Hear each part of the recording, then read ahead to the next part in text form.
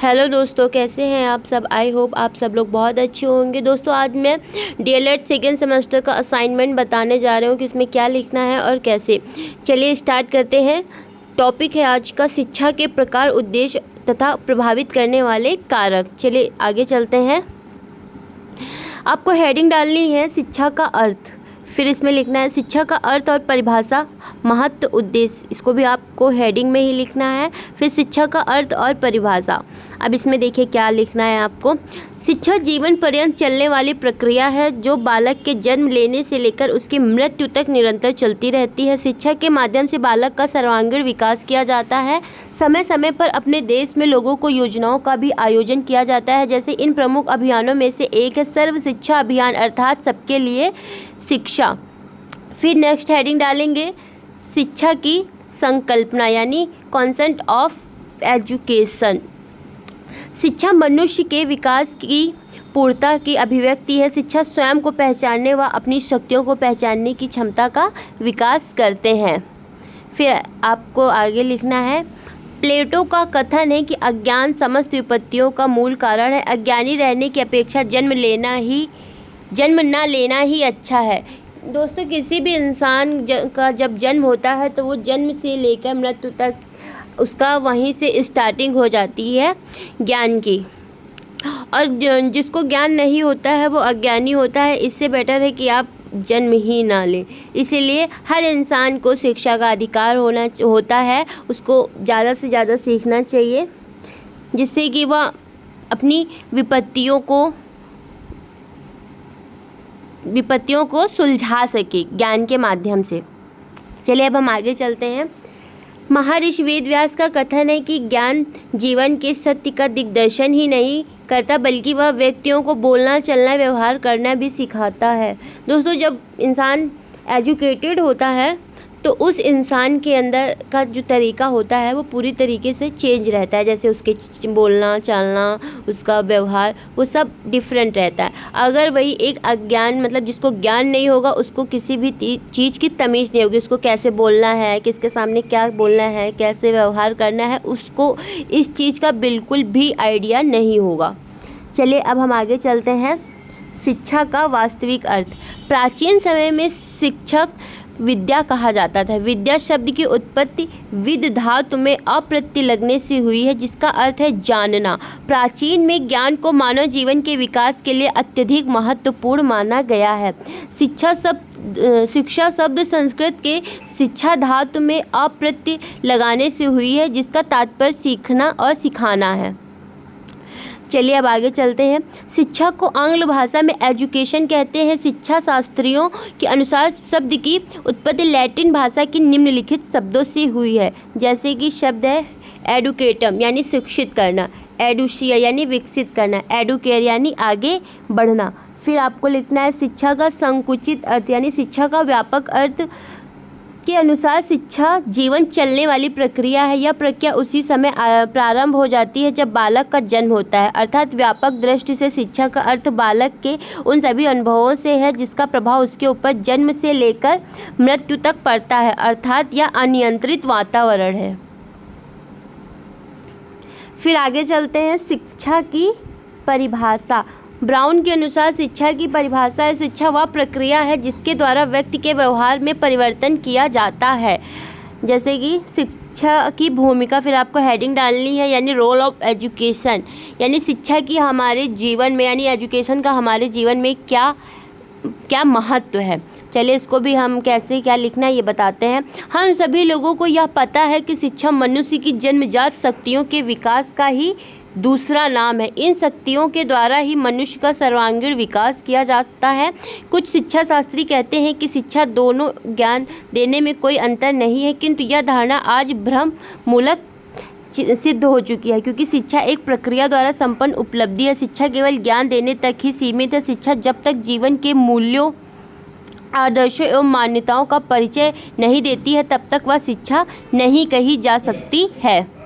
दोस्तों फिर आगे चलते हैं। इस संबंध में डॉक्टर सर्वपल्ली राधाकृष्णन ने अपने विचारों का जिक्र किया है कि शिक्षा सूचना प्रदान करने एवं कौशल प्रशिक्षण देने तक ही सीमित नहीं है, इसे शिक्षित व्यक्ति को मूल्य प्रदान करना है। वैज्ञानिक एवं तकनीकी व्यक्ति भी नागरिक हैं, समुदाय में रहते हैं, उनका भी सामाजिक उत्तरदायित्व बनता है। फिर चलते हैं दोस्तों, शिक्षा की भूमिका आपको हेडिंग डालना है। इसमें क्या पॉइंट्स लिखने हैं? बालक की आंतरिक शक्तियों का विकास, बालक का शारीरिक विकास, बालक का चारित्रिक एवं नैतिक विकास, संस्कृति का संरक्षण व सृजन, भावी जीवन की तैयारी की तत्परता, आत्मनियंत्रण शक्ति का विकास, बालक का सामाजिक विकास, बालक का मानसिक एवं बौद्धिक विकास, राष्ट्रीय एकता, भावनात्मक एकता, सामाजिक कुशलता व राष्ट्रीय अनुशासन की भावना का विकास। दोस्तों शिक्षा का हमारे जीवन में जो भूमिकाएं होती हैं वो ये सब होती, इससे ही हमारे अंदर ज्ञान का सृजन होता है। चलिए अब हम आगे चलते हैं। अब दोस्तों हमारे जीवन में शिक्षा का क्या उद्देश्य है उसके बारे में भी हम जान लेते हैं। शिक्षा का उद्देश्य आपको हेडिंग डालनी है, शिक्षा का उद्देश्य। शिक्षा ही व्यक्तिगत एवं सामाजिक जीवन की एक सार्थक प्रक्रिया है, अतः इसके सामान्य, विशिष्ट, व्यक्तिक और सामाजिक उद्देश्य अलग अलग हैं। सामान्य उद्देश्य के अंतर्गत व्यक्ति का व्यवहार, चरित्र, आचरण, मनोवृत्ति, भावनाएं, विचार तथा ज्ञान संबंधी परिवर्तन सम्मिलित है। विशिष्ट उद्देश्य को आज सामान्य उद्देश्यों की संज्ञा दी जाती है। इसका क्षेत्र तथा प्रकृति सीमित होती है। इसका निर्माण किसी विशेष परिस्थिति तथा किसी विशेष कारण को ध्यान में रखकर किया जाता है। यह उद्देश्य लचीला, अनुकूलन योग्य तथा परिवर्तनशील होता है। पॉइंट 3 में आपको लिखना है, व्यक्तिक उद्देश्य शिक्षा का प्राचीन उद्देश्य है। इसमें समर्थक समाज की अपेक्षा व्यक्ति को बड़ा मानते हैं।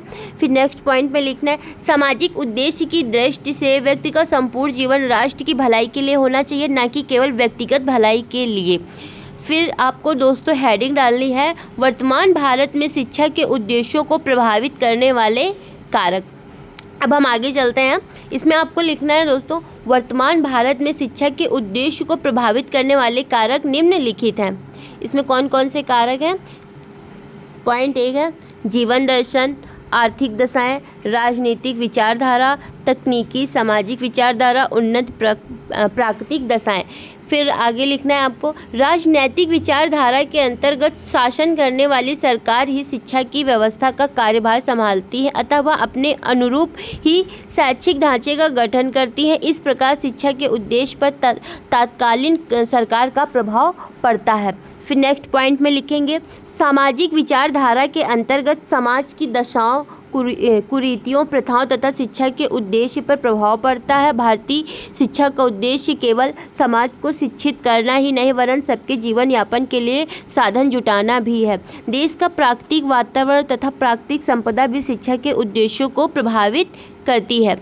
फिर आगे चलते हैं, शिक्षा और दर्शन दोनों में घनिष्ठ संबंध नहीं है, दोनों एक दूसरे पर आश्रित भी हैं। शिक्षा के अनुसार उद्देश्य का निर्माण जीवन के दर्शन के अनुसार किया जाता है। शिक्षा समस्या समाधान की प्रक्रिया है, हम करके सीखते हैं। भारत में आर्थिक साधनों की कमी तथा तकनीकी विकास न हो पाने के कारण शिक्षा के उद्देश्यों को निर्धारित करके भी उचित साधनों के अभाव से प्राप्त नहीं किया जा सकता है। फिर आगे चलते हैं, शिक्षा के प्रकार। शिक्षा के प्रकार कौन कौन से हैं दोस्तों? औपचारिक शिक्षा, अनौपचारिक शिक्षा और दूरस्थ शिक्षा। दोस्तों आपको ऐसे ही पूरी फाइल प्रोजेक्ट में लिखना है, इससे कि आपको पूरे अच्छे से मार्क्स मिल जाएंगे।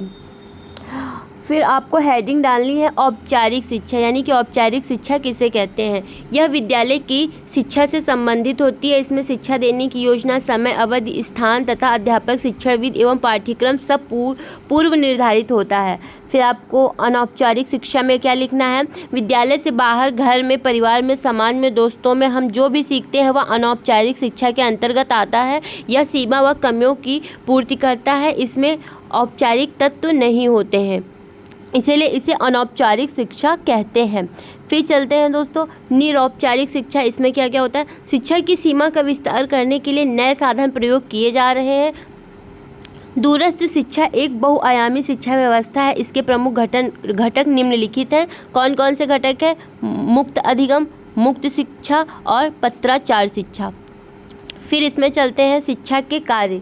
शिक्षा के कार्य कौन कौन से हैं? व्यक्तिगत संबंधी कार्य, समाज संबंधित कार्य, राष्ट्र संबंधित कार्य और वातावरण संबंधित कार्य।